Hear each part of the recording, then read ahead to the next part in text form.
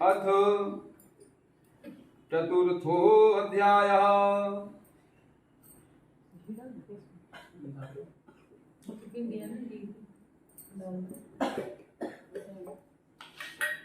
सूत जी शौनकादिक ऋषियों से कहते हैं कि हे ऋषियों, साधु यात्रा से पूर्व मंगल कृत्य करके ब्राह्मणों को धन देकर अपने रत्नपुर नामक नगर को चला। जब साधु कुछ मार्ग में चलने लगा तो भगवान ने मन में सोचा कि परीक्षा लेकर देखें इस बनिया का हृदय शुद्ध हुआ या नहीं। अतः दंडी स्वामी का रूप धारण करके साधु से प्रश्न किया कि हे साधु, तुम्हारी नौका में क्या भरा है? धन के मद में चूर हुए साधु ने उत्तर दिया, हे दंडी, तुम क्यों पूछते हो? क्या तुम्हारी द्रव्य लेने की इच्छा है? तुम तो यह कहावत चरितार्थ कर रहे हो, नौ में हो, कुछ भी हो, तुमसे क्या मतलब? मैं तो बनिया हूं, मेरी नाव में इसके अलावा सिवा और हो ही क्या सकता है।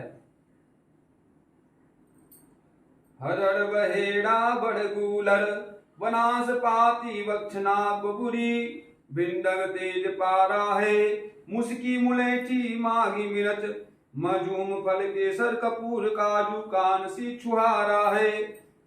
हे दंडी, मेरी नौका में यह नमक मसाला लता पत्र आदि की भरा है। इस प्रकार साधु का निष्ठुर वचन सुनकर दंडी भगवान ने कहा, तुम्हारा वचन सत्य हो। दंडी महाराज इस तरह कह के उस स्थान से चलकर सिंधु के समीप ही एक जगह बैठ गए।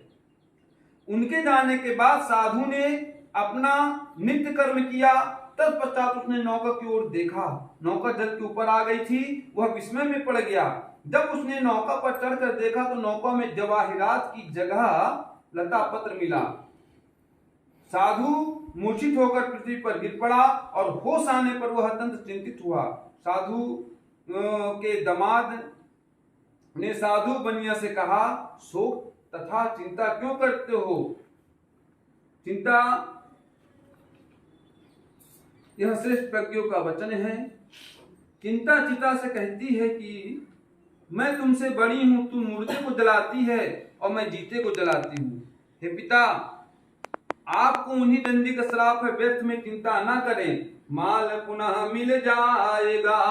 है दंडी का साप उनसे जा मांगहूं क्षमा विनय पूर्वक आप। इसमें संदेह नहीं है कि दंडी स्वामी की शरण में जाकर उनसे क्षमा मांगो, वे आपकी इच्छा पूरी करेंगे।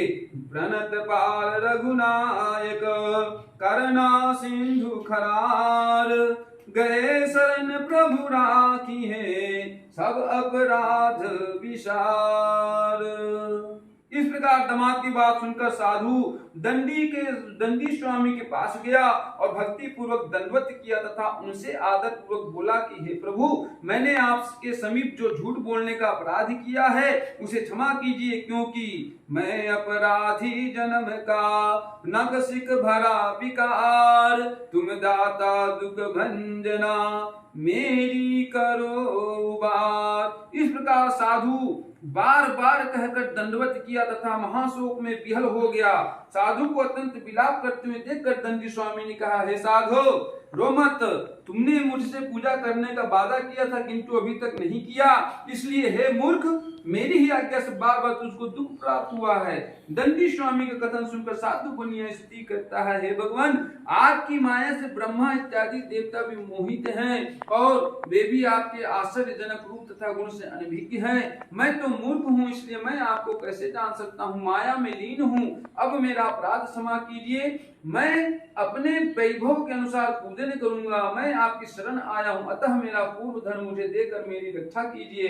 इस प्रकार साधु की भक्ति युक्त बात सुनकर दंडी प्रसन्न हुए और ऐसा कहकर दंडी स्वामी ने साधु को वर दिया कि तुम्हारा मनोरथ सिद्ध हो, अर्थात तुम्हारा द्रव्य तुम्हें वापस मिल जाए। इस प्रकार वांछित फल देकर दंडी स्वरूप भगवान वहीं पर अदृश्य हो गए। इसके बाद साधु ने जब आकर नौका को देखा तो द्रव्य से परिपूर्ण पाया। साधु ने लोगों से कहा, सत्यदेव भगवान की कृपा से मुझे वांछित फल प्राप्त हुआ।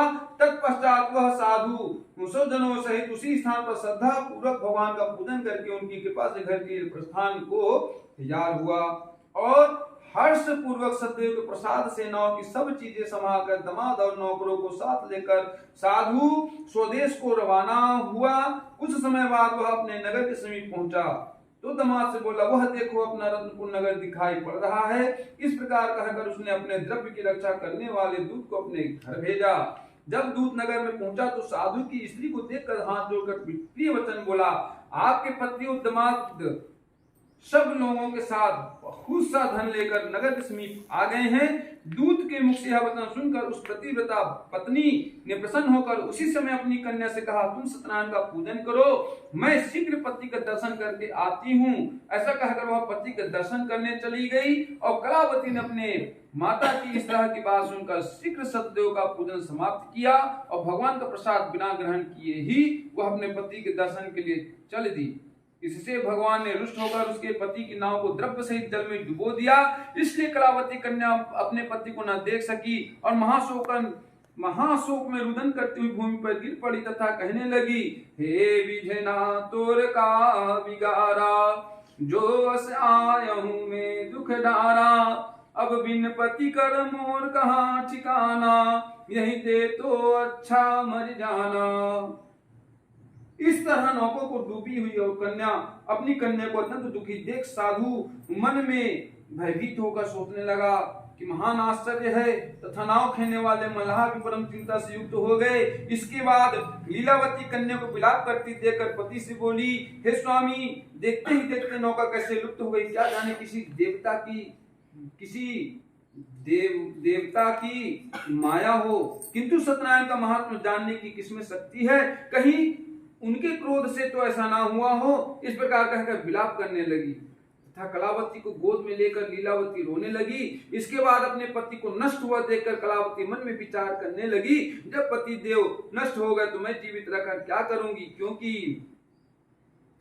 अतः अब मेरा जीना सर्वथा व्यर्थ है, इसलिए अब मुझे सती हो जाना चाहिए। वह इस तरह मन में सोचकर घर गई और अपने पति की खड़ाऊ ले आई तथा माता से बोली, चंदन चिता बनायहूं, रुचि रुचि आग लगायहूं, और देह भस्म हो जाए जामे मेरी सकल विधि।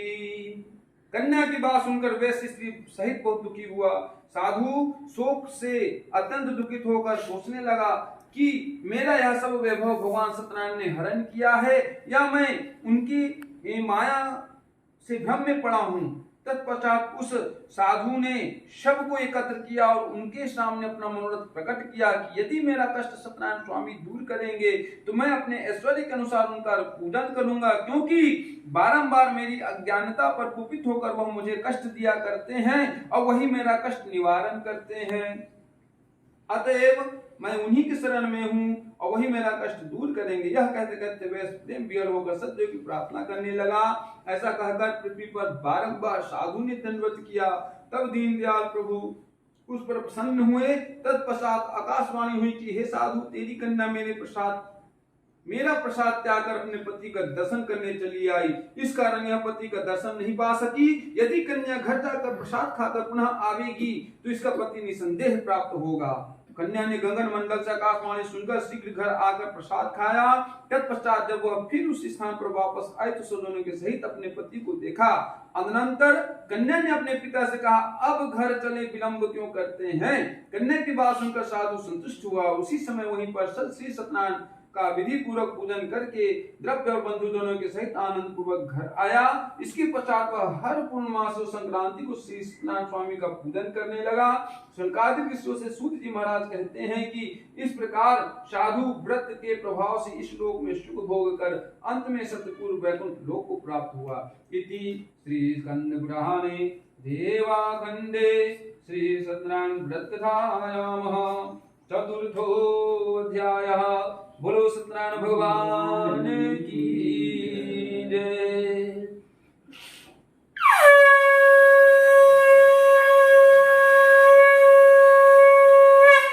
वृंदावन बिहारी लाल की जय। अथ चतुर्थो अध्याय।